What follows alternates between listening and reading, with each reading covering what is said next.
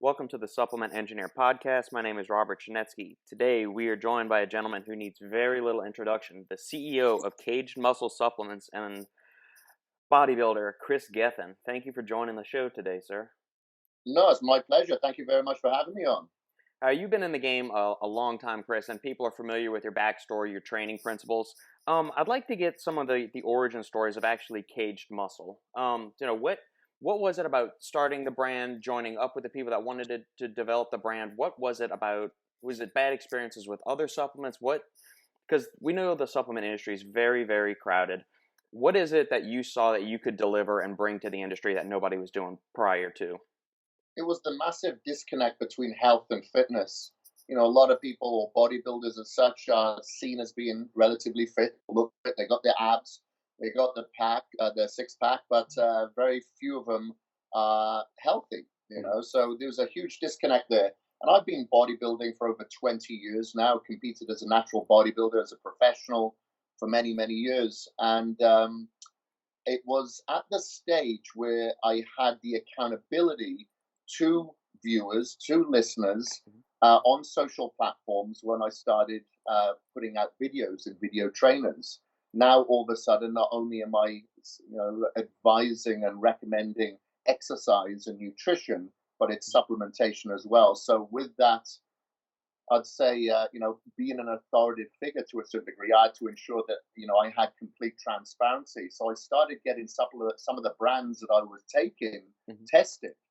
And when I got some of those tests back, I was in disarray. I was in shock because some of the brands that nobody had heard of that I was taking came out on top with a lot of those tests. But some of the brands that were the best sellers and the ones that we all know and we've heard of came out far under par.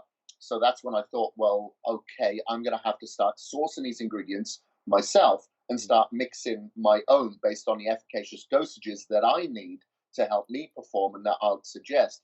But it isn't efficient for anybody to go out there and source raw ingredients to mix together themselves. So that's when I started talking to my now partners, including Brian Rand, who is just an unbelievable formulator, to come up with Kaged Muscle. And we all agreed that, okay, if we're going to put something together based on our wishes, it's not going to be a high margin brand by any means. It has to be something that we want to deliver. That's something different that merges the health sector with the sports performance sector. So after about 18 months of sourcing ingredients and traveling to various countries, that's when we launched our first run of single fill ingredients. What challenges did y'all experience in the early days of getting the company off the ground? It was definitely the finances, something like that. When you're looking at the ingredients that we put in there, whether they're patented, fermented, organic, and with all the certifications that we wanted to go through, it cost not thousands, but over $1 million in order to create, just to start something. So that was a big challenge. And then the challenge we knew that we was going to face straight after that was, like I said, trying to make this supplement company affordable, because we should be so much more expensive than what we are, especially if you look at the models that other supplement companies build themselves upon for that margin in order to grow and to market. So we knew, okay, we're not going to be able to spend much money in marketing whatsoever. We're not going to have the margins that other brands do. So we're just going to have to really put our hands together and hope that people recognize the quality with their loyalty and continue to purchase. Do you find that consumers are willing to pay the extra cost that they will incur for the organic, the vegan friendly ingredients, the certified ones, the fermented ones, the sustainably sourced ingredients? Do you find that there's any kind of pushback from the consumer saying, hey, we're okay with buying the generic or the lower quality ingredients if it saves us $5 or $10 per product tub? Yeah, there's a huge pushback. That's the unfortunate position that we find ourselves in this world.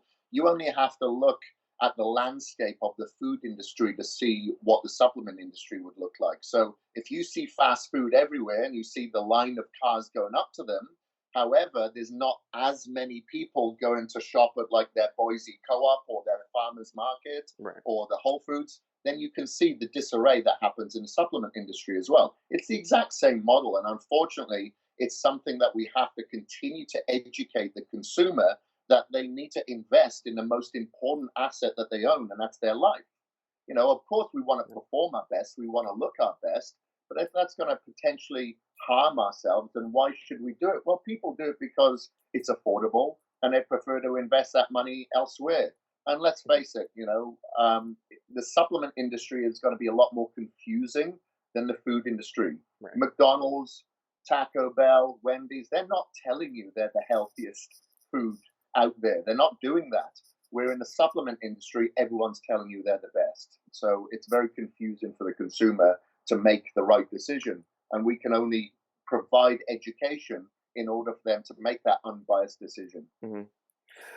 What is it? Because obviously everybody has that opportunity to reach for that really quick cash grab, go for the underdosed products, go for the cheaply made ingredients. And if somebody is purely motivated by money and success, and obviously you're a company, so you do care about the bottom line to a certain extent, but what is it? Is it something innate in you and the other people that you're working with the company with that prevent you from making that quick cash grab and not trying to screw people over? Because just marketing a supplement given your reach and your popularity in the industry, you could very easily come out with some 2-gram prop blended pixie dusted supplement and make millions off of it. So what is it that drives you to want to make quality products for people? Because, at the end of the day, I'm not going to live forever. Mm-hmm. I don't want to be on my deathbed and think, wow, I spent a lot of my life selling snake oil. Because I know, speaking to people in, retirement villages or in a hospice, I know there's a lot of regret there. I don't want to have that. I don't see my success in materialistic possessions or how much money I have in my bank. I see my success in helping people transform their lives, sometimes save their lives. That's where I see my success, and I don't want to. And I'm very fortunate that I've got some business partners that feel the exact same way. If I'm going to make money elsewhere, I could easily do that. I get offered quite a lot of money to personal train a lot of the time, which I do online, but not in person as I once did. And I had an energy drink an energy drink company approached me about 18 months ago. I was going to offer me $30,000 a month and continue with Kaged Muscle. Yeah. But it wouldn't be correct. It wouldn't be correct. Knowing the ingredients that was in that energy drink, I just would not be able to promote it. And, I feel good that when I'm with my family in Wales, I can say, here, have some of this, try this. It's absolutely fine. Right. And put my hand on my heart and know that they'll be okay. And there's other CEOs out there that can't say that. I don't want to be there.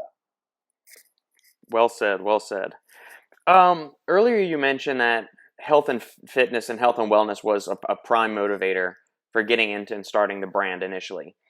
Do you see Kaged Muscle trending more towards that direction in the coming years as the company continues to grow and expand its reach? It's because it has a lot of performance-based supplements right now. Do you see it gravitating more towards health and wellness over the years and becoming kind of more of this all-encompassing brand? Maybe, but what we're trying to do is provide sports performance supplements in a healthier manner. Mm-hmm. We don't want the artificial colors, the artificial flavors.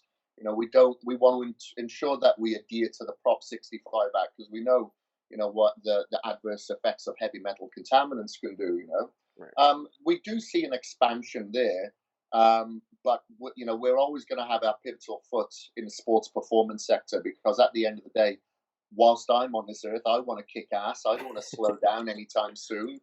Performance is very, very important to me, but so is my health. So if I can combine, the sports performance and, like I said, kicking ass with the health sector and the longevity and increasing our health span, and that's what we'll do.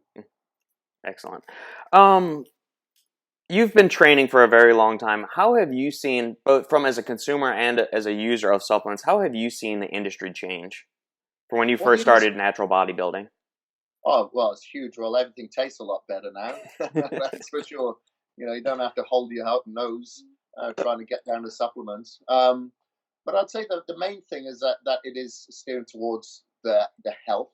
Obviously, there was no such thing as pre-workouts then, so the energy aspect of the industry has definitely grown. You only have to look at companies like Bang to see their growth. To see it, that is definitely Right. something that people really invest in, and especially in America. Americans love caffeine. They love that caffeine fix or some sort of energy fix. So I definitely see it here because it does Mm-hmm. change from culture to culture. There's no doubt about it. But here in the US, no doubt. And well, what we've seen now, I'd say over the past 5 years, is definitely a more importance towards health. You see Mm-hmm. the growth of Whole Foods. You see how large that supplement sector is starting to grow. You see it in Vitamin Shop because they're merging both the health and the sports supplement sector together. Mm-hmm. So there's definitely a growth there. There's definitely more investment going into that, and obviously the plant-based sector. A lot of people are investing in plant-based proteins, or if they have caps, they want their veggie caps as opposed to their gelatin-based caps. Correct. So we see a lot of people wanting that as well. So I think I hope it's going to continue to go that way because we constantly look back to our ancestors to see what they did Mm-hmm. to help with them and their longevity, as opposed to being exposed to the huge amount of statistics that we see, whether it be diabetes, obesity, cancer, Alzheimer's, etc. Mm-hmm. And I just hope that people will invest the same as they do into biohacking their health or with nutrition as they will with supplements as well. Because whenever I have my clients do a blood test or food allergy test, we're all mostly voiding something. Mm-hmm. So supplements have to fill in those gaps. And I hope more and more people will see that it's not just for bigger biceps and diced quads. Excellent. Back to your competing days when you're coming up through the natural ranks. How widespread was supplement use in general? I mean, I'm pretty sure most of the guys were probably using creatine, but I've always wondered is the trend to use performance boosting supplements more for the amateur and the casual gym rats and not for the guys that are actually competing on the higher levels? Can you give us some insight into that? Well, not in natural bodybuilding for sure. A lot of people all the natural bodybuilders that I know are all taking supplements. We all want that little tiny edge. Mm-hmm. So I remember when I first started, I bought everything that Medarex put out. I think, Yeah. and I had the sugar laden creatine. It tasted great, and I was expecting massive gains, and nothing came of it. And I had the Cybergenics kit before that. And then, after time, I realized, okay, it's just that edge. It's just that 3% that we're all chasing because we're all killing ourselves in the gym. And we have devoted our life to it. So we'll take that 1 to 3% extra edge. Mm-hmm. So everybody in the natural bodybuilding industry is taking it. Like you said, it'd be the creatine. It'd be obviously the protein, sometimes carbohydrate drinks, HMB, obviously multivitamins and glutamine and all the staples. Mm-hmm. And then later on would come the formulations such as the pre-workouts, the intra-workouts and stuff like that. But was all taking it. I've noticed in the IFBB ranks, more of the bodybuilders there don't take the supplements. Right. I'd say that's where they rely upon a little bit more of their food and their extracurricular supplementation. Yeah, they've got some special sports supplements is the way I like to describe those. Since you're originally from Wales and you spent some time in the U.S. and you've also done a good bit of work in the East as well in India. So how have you seen the supplementation game differ between those three land masses? Yeah, well, in the UK, it's very much on par with, I'd say, the US now. Mm-hmm. It's took a while to catch up, but there's a lot of good companies in the UK that have started to come through the ranks, and I know some of the people there. Like Alan Broward, who owns Grenade. Like just to see his Mm-hmm. growth in that country alone has been unbelievable. So there's definitely a demand for it. In India, it's very, very fragmented. There's a lot of black market supplements there. It's terrible, and they're very, very good at replicating the supplements. Like I've seen some replicants, and they're unbelievable, really, really unbelievable. But if you go to sources that are reputable over there, you can get those supplements. But there's a lot of cheaper, inferior supplements here because, unfortunately, in the East and specifically in India, They do charge 100% in taxes in that country, which is huge. Yeah, if you want to drive a Mercedes over there, you're paying twice the amount. It's crazy. And then you have the taxes, you have the import, not sorry, the duties, the postage that you have to pay. Also, it's a lot of money, and a lot of people don't have money there, so they end up going for local companies which don't have the same premium ingredients that's available to us in the US. Hmm. And sometimes, like I said, it's black market, it's tainted. So, it's the unfortunate position that they're in over there. There's nothing we can do about it because obviously we sell Kaged Muscle supplements there throughout my gym franchise. Hmm. And people often say, I can't buy your supplements. They're too expensive. Or why are they expensive? Why are you charging so much? Right. And I have to explain every time, hey, it's not us charging. It is your country that is charging. Take it up with your authorities. Don't keep complaining to me. But the one thing that I'll say about India now as well, over the past 10 years, what we are seeing there in regards to the growth in for gyms, the health sector, supplements, is pretty Hmm. much what happened here in the US in the 80s when you had people like Van Damme and Stallone and Arnold Schwarzenegger dominating the silver screen. Hmm. Now you have that. You have the action hero in great shape over there in Bollywood. And based on that, people want to look like these superheroes. They're heroes on the big screen. So then they go out and join the gym, they purchase the supplements, and there's a massive growth because of it. But unfortunately, the education isn't keeping up with their passion and with their motivation. So we have to work diligently with our gym franchise and our seminars that we do and video trainers Hmm. who we call our gyms academies just to continue the education so we can keep up with the growth. Do you think that the supplement companies need to do a better job of educating consumers just in general about what ingredients are in their products or how these things could affect the body or their performance, their recovery, their sleep, or whatever? Or do you think it's more on the consumer to do their legwork before they even entertain the idea of purchasing a supplement and they say, hey, I'm thinking about buying pre-caged, what in the hell is caffeine? How is this going to affect me? What's beta-alanine? Obviously the companies need to put out some sort of information, but do you think the onus falls more on the consumer that they should be doing their homework before they ever try a supplement? Yeah, should be the consumer for sure. Because, for instance, if there's supplement companies out there that have their amino acids, such as their BCAAs or whatever, extracted from human hair or animal byproducts, then they're not going to educate their consumer on that. Right. They're going to keep that to themselves. So it's going to be up to the consumer because if the supplement companies were to do a lot of that, Hmm. then the vast majority are not going to sell supplements. Yeah. I'd say what I would really like to see is a lot of the distributors not asking for so much margin because then it forces the supplement company to have inferior ingredients. Like I said, we work on very, very sharp margins. A lot Yeah. of companies are not willing to do that. Hmm. And the reason being is because a lot of the platforms out there require such a large margin in order to incentivize their staff or push it or market it Right. to do promotional pushes. So that's part of the issue, but it definitely needs to be met halfway with the consumer doing their due diligence. Just like if you're going to go out and eat at McDonald's, you better know what you are possibly eating there or whatever fast food that you're putting into yourself. Like I Hmm. always tell people, everything that you put in your mouth is either going to heal your future or harm your future.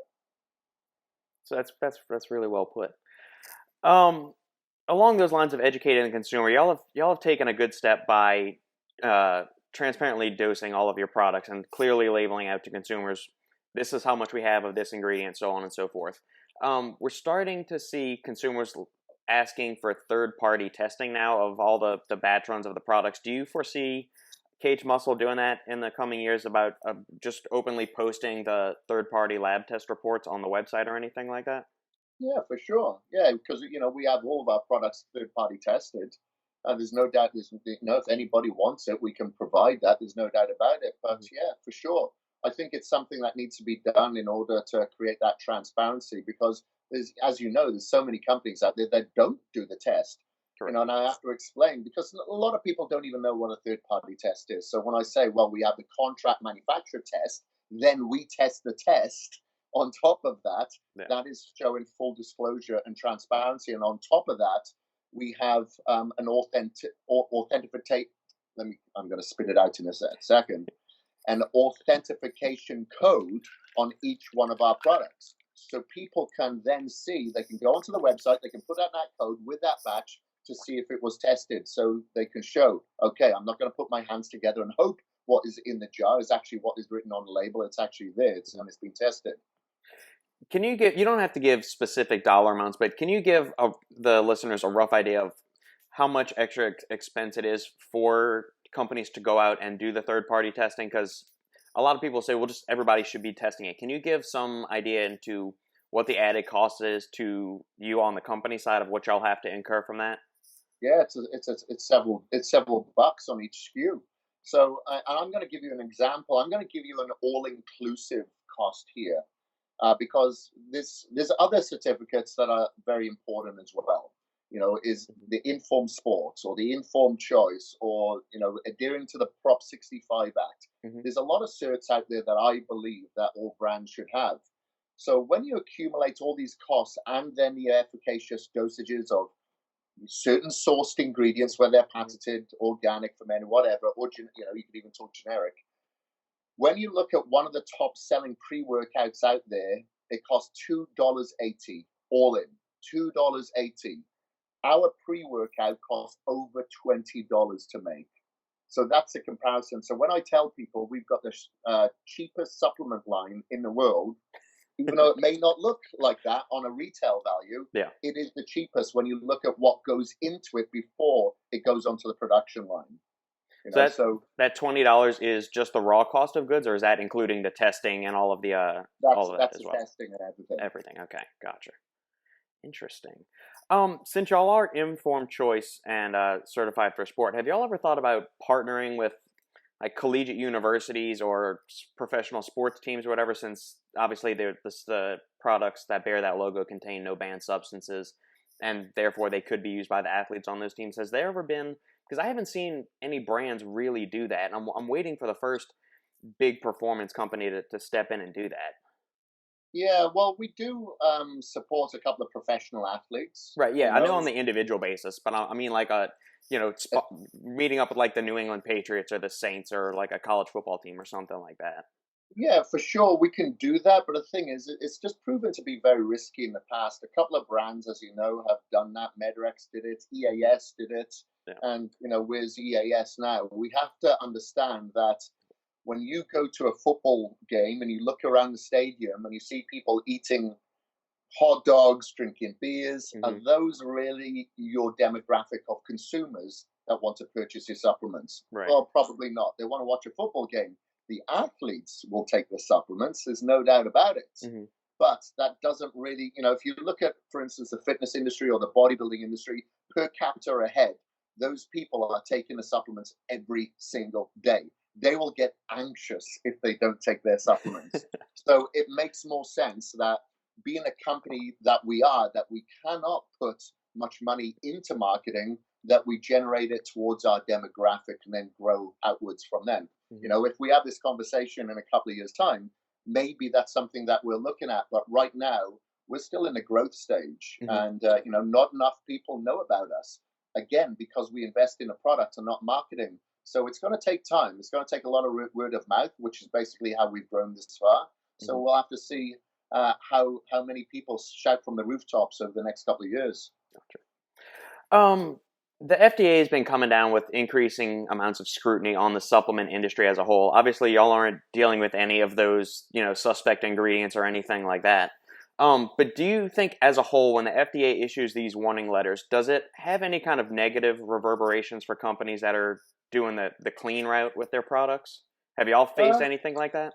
No, we never face anything like that. Like, we always look to the future. And as I mentioned before, we're always looking at the health aspect of our sports supplements as well as the performance. Mm-hmm. If it doesn't agree with our beliefs in that regards, we don't put it in there. So we don't have any concern whatsoever, and it's never affected us, and it probably never will. Sure. When y'all are looking for new business partners to or expand your business model, what what are y'all particularly looking for? Because obviously you're in bodybuilding.com, you're in several of the other major internet retailers, as well as a bunch of brick and mortars too. What is it that you identify in a business partner that says, yeah, let's get our products into that store or that retailer? They have to be heavily involved in the educational aspect. They have to be receptive to it. So quite often I'll go out to the GNCs or the vitamin shops and I'll bodybuilding.com and speak to the staff and the sales representatives Mm-hmm. and the customer service to ensure that they fully understand everything about the product. We're not another Me Too brand. We cannot be put into that category. Yeah. So if they're very receptive to that and they're not going to bait and switch, Mm-hmm. bring you in and then switch you over to a company that they get more spiffs on, then we're willing to work with them. That's got to be the main thing. They have to understand the brand because it's usually when I go into a store and speak to the managers or the sales staff that they have that aha moment. Mm-hmm. And then they realized, oh, okay, now I know what that means. Now I understand it. Now I can educate others. Gotcha. With the products, give us a little bit of an insight into what your daily supplement intake looks like. Yeah, sure. No worries. Okay, so first thing in the morning, I usually take my Ferrodrox. So that's our testosterone support matrix. The reason why we came out with the testosterone support was because I was looking at the statistics of people's testosterone levels over the past 20, 30 years and just seeing a major decline. Now, whether that's to do with stress, artificial lights, EMF, pollutants, contaminants, who knows? Could be all of the above. However, it is happening. And the estrogen, it seems to be a major problem. Mm-hmm. So that's why we wanted to do that. So I always try to support my testosterone in the morning. If I want to feel better, want to have more focus, etc., that's what I'll do. I'll always have glutamine first thing in the morning as well. Mm-hmm. Obviously I'm fasted throughout the night, and I want to top up my glutamine stores that I would have depleted during the night. And usually I'll have amino synergy, which is essential amino acids, and those are fermented essential amino acids. And then I'll usually go and do my cardio. So I've been fasting quite a lot over the past, say, 18 months. Mm-hmm. I want to improve my longevity as well. I've spent 20 years eating 6+ meals a day, which I still do, not all the time though. So I control that fast by having my glutamine and my essential amino acids Mm-hmm. during that time as well. And then I have I've got it over there actually. I'll just grab it now, 1 second. So here is my meathead jug that I carry around with me all day. And in that, I also have glutamine. I have hydrocharge, which is our electrolyte and antioxidant formula. Mm-hmm. And then I'll have some branched chain amino acids in there, and I'll have citrulline in there if it's a non-training day. If it's a training day, I don't. And then I'll also have creatine in there as well, and I'll just drip feed that throughout the day. Mm-hmm. So no, I don't try to dose my glutamine or anything like that unless it's first thing in the morning. I actually drip. It's just that much more convenient to me. So I have the majority of my supplements in there, Mm-hmm. and then in regards to other supplements in the morning, I'll take some supplements that help with chelation because there's a lot of heavy metal contaminants out there, and that when I've had my heavy metal contaminants test done over the years, I am a little bit on the higher side. I have the metal fillings in my mouth that I hope to get rid of soon, and I know that's a part of the mercury poisoning. So I do that in the morning. I have a multivitamin in the morning as well. There's a plethora of supplements that I'll take, like my glutathione, my NAD, and things like that. And then usually sometime around in the early afternoon, I will break my fast, and that will either be with a solid meal or it will be with a protein isolate. Okay. Sometimes, if I have raw vegetables when I break my fast, it's a little bit upsetting to my stomach. Sometimes, not all the time. Mm-hmm. So other times, I'll have like a protein, my isolate first, and then I'll have my food about an hour after that. And it seems to settle my stomach for some reason. And then usually in the afternoon as well is when I'll have my workout. So that's about 40 minutes before my workout is when I'll take pre-caged, pre-workout formula. And I drink that with about 20 ounces of water. I like to drink a lot of water. Mm-hmm. Some people don't like it that much, but that's what I do. And then as soon as I start working out, that's when I take my intra-workout formula. That's Engaged. Kaged. Yeah. And then I usually drink all of that before I even begin starting my last exercise, because I always want to finish that workout as strong as I begun. And then immediately after my workout is when I have my post-workout formula, and that is recaged. The one thing that I do add to my pre-workout and post-workout is some creatine. So we have CreaClear that I add to it because my body weight is 220 pounds. So there's not enough creatine in the pre-workout and the post-workout to support that for me. So I always add a scoop to those two. And then just to improve my insulin spike a little bit more post-workout, I'll add a scoop of branched-chain amino acids to it. Mm-hmm. And then that's pretty much it until nighttime is when I usually have my casein.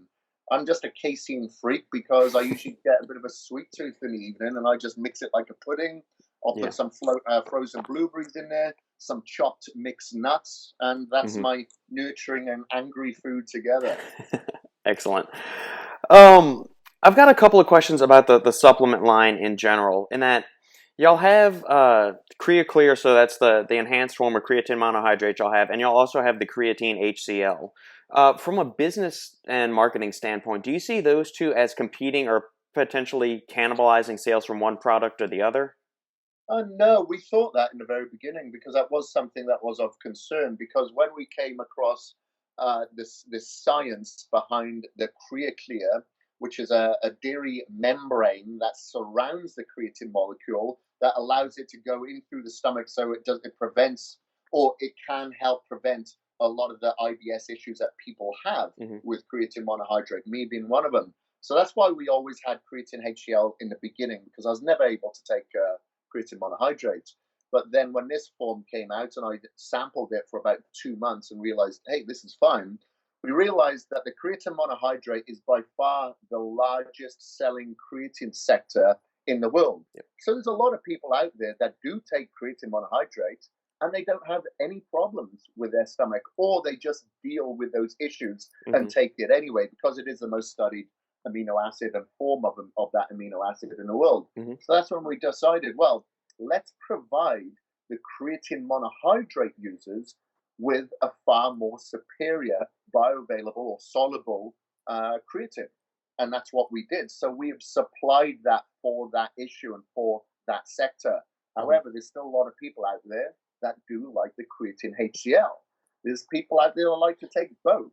So we actually provide both of those sectors, and we don't see that much of a crossover. However, we do see some people that have started taking the CreaClear because they were taking the HCl before, and they was never able to take the standard creatine monohydrate. They like the CreaClear, and now they're taking the CreaClear. Gotcha. With along those same lines, y'all have a BCAA supplement, and then there's also Amino Synergy, which it's got all the essential amino acids in it, but within pre-caged and hydrocharge and the BCAAs, it's just the BCAAs, and there might be some taurine or some citrulline in there as well. The same question, have y'all gotten any kind of, because we've seen a big influx of essential amino acid products into the market. Have y'all gotten any more requests to put out, just focusing on EAAs, or do you think the BCAA market is still fairly plump, I guess? Well, I think more than anything, it comes down to confusion. There's a lot of confusion out there. People don't know the differences between the BCAAs or the essential amino acids.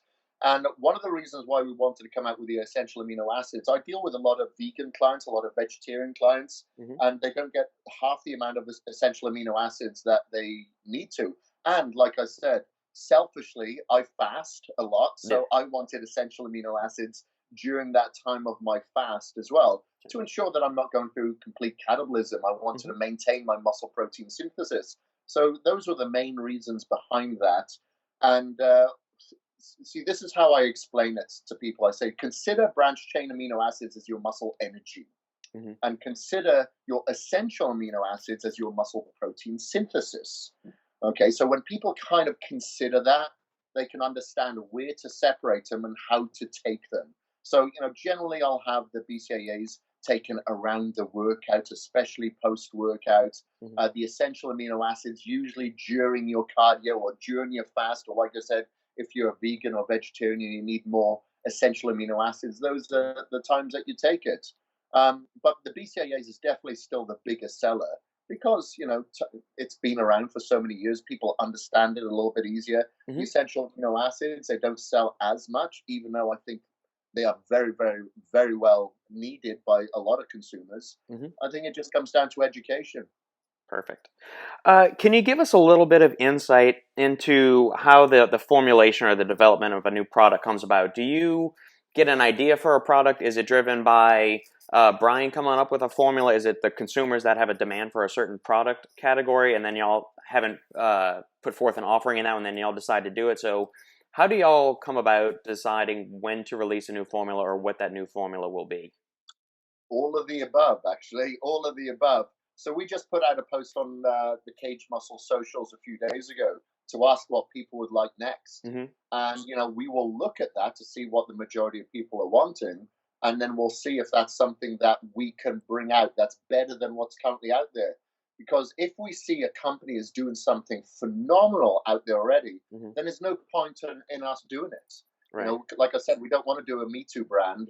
We will only put out a product if we hand on our heart truly believe it's better than anything else that's out there.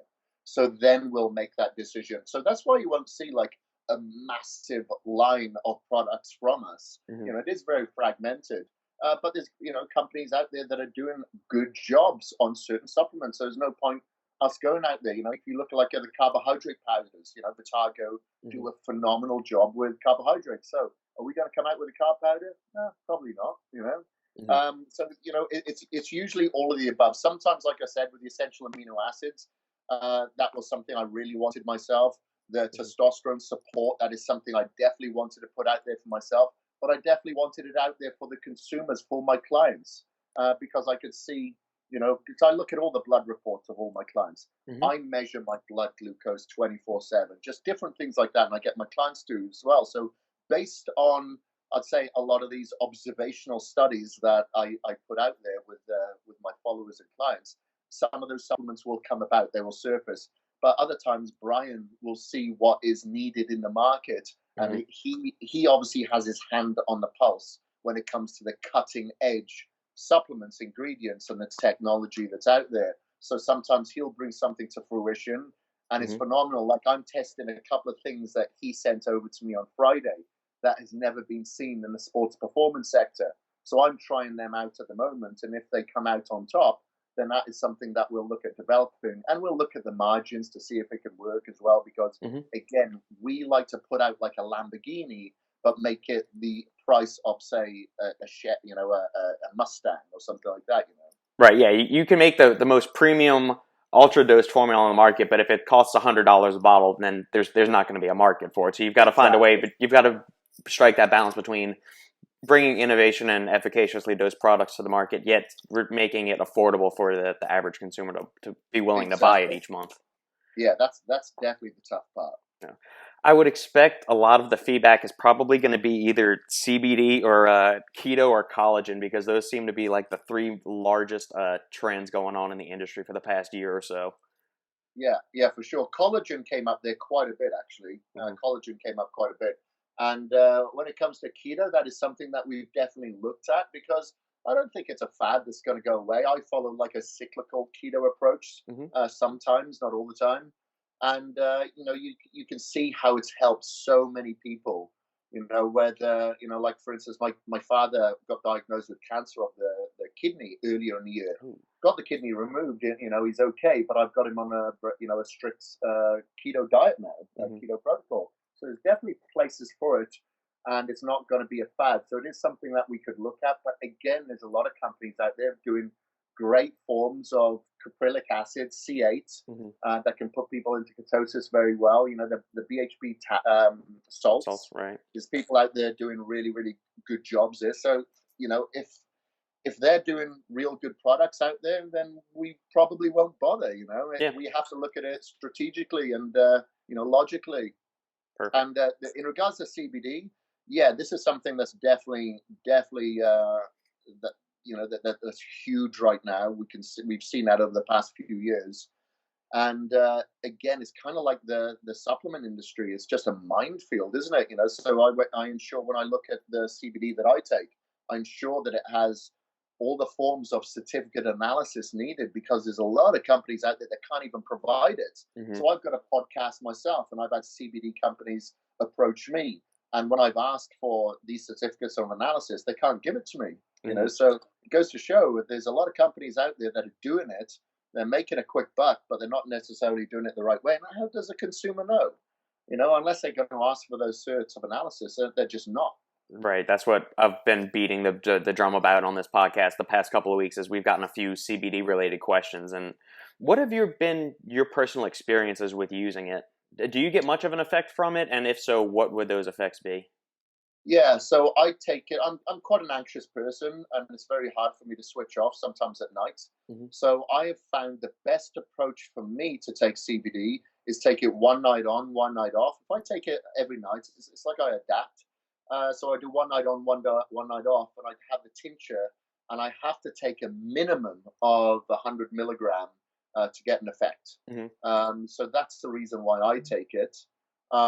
There's some people out there that, I guess it comes down to the different cannabinoids that's in the product as well. Right. Some people get positive effects, and my father, he has the balm that he puts on his cream that I mail over to him Hmm. in Wales, and he's very skeptical, and it works for him. It Yeah. works for him. However, my mother took it for about a month, and she got really depressed on it. Huh. So she stopped taking it and was fine again. Yeah. So everybody's going to be different, and I think everyone's got to try it for themselves if they feel that they have a need that CBD could possibly help. They'd have to definitely try before they buy. Hmm. It's definitely not a one size fits all. Yeah.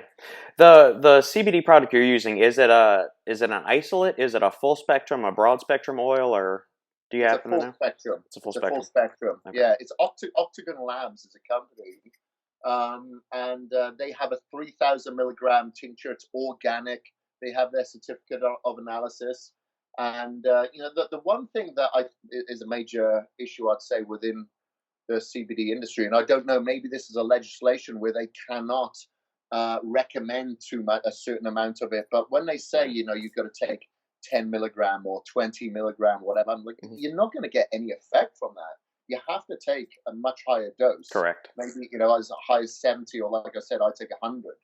Yeah, yeah. Most of the studies using CBD isolate just by itself, you need upwards of like 300 milligrams. So yeah, I'm sure since CBD is still somewhat in a gray area for certain states and in the eyes of the government, they probably have to do that just to do a little CYA measure. Yeah, yeah, and it's funny to me that you'll see these gummies with sugar in it, and sugar is inflammatory, and CBD is supposed to be anti-inflammatory. I'm like, why did they come up with that? Yeah. And you'll see it in coffee as well, CBD coffee, and I think, okay, one is supposed to kind of calm you, relax you, and the other one's kind of get you. I don't know. Maybe there's something in there I don't really know. I'm just speaking on face value. No, I've seen a CBD infused pre-workout too, and it's the same thing. Why in the world are you putting it in coffee or something that is supposed to get me amped up and ready for training? Why do I want something that's going to calm me down? It seems counterintuitive. Yeah, yeah, for sure. Yeah, So, I don't know why you'd do that, but yeah. good luck to them. I know you're also interested in biohacking to a fairly large extent. Do you ever dabble with nootropics or any kind of cognitive enhancing supplements? Maybe like L-theanine with caffeine, Mm-hmm. and some, I'll have there's like a mushroom elixir. So there's a company called Lids, and they do. I don't know if you know Lid Hamilton, the big wave Yep. surfer. Yep. So he's got like a line of creamers, and I take those creamers, and he actually has a mushroom elixir that's a creamer as well, and I'll Interesting. take them. I'll take them, and creatine is a nootropic as well. Yep. So if you want to class that, I take that too. But that's pretty much it. Okay, excellent.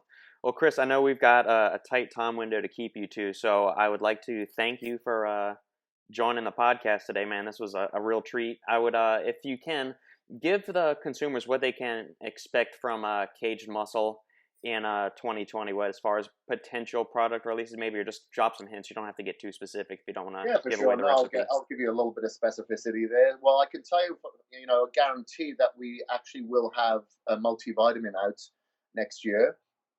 So, we've got this is going to be very different, where we will have the efficacious dosages of the vitamins and the minerals needed for the athletes. And this will be an or naturally grown, organically grown product, Hmm. as opposed to synthetic made in a lab. And that will be veggie cap as well. We'll also probably be looking at maybe a krill oil will be out next year as well, and a plant-based protein will have, and we're looking at a couple of different types of pre-workouts as well, and that's what I can't get specific about. Gotcha. Excellent. I'm very excited to see the upcoming releases, and then this is the point of the show where you can shamelessly plug anything and everything you want to about Cage Muscle and why people should make that their supplement brand of choice. So go ahead. Yes, for sure. Thank you very much. I appreciate that. Well, yeah, check out Cage Muscle. Like, what I always tell people is, like, I can tell you that Cage Muscle is the best, but look, are you going to believe me? That's why I tell people, just do your research. Go onto the website, check it out. We do have a new challenge that will be going out January 6th. It's available now for people to sign up. So over a daily video trainer over 12 weeks, I transformed both a male and a female, because people would always point at me and say, well, you've been a bodybuilder, or you work out for a living, or you own a supplement company, all these excuses. So I put two people. One was a mother, another one is quite a well-known DJ. He travels a lot. So over the 12 weeks, I transformed both of those people, and that actually goes out January 6th. But people can sign up for that challenge now to win some cash. We'll fly them out to train here as well. So, look at that content and look at all the other content that we have, and then you can make your own unbiased decision whether you want to purchase from us or not. Perfect. Well, I'll include links to the brand, your social media, and the transformation challenge in the show notes for everything. So Thank you. thank you again for this, Kris. This was awesome, and hopefully we can get you back on the show because I'd like to delve into some training and other lifestyle stuff with you on a future podcast. Let's do it. Let's do it. I'm here, buddy. Thank you very much. I appreciate it. Great. Awesome. Well, thank you again, Kris, and have a good day. And you, sir.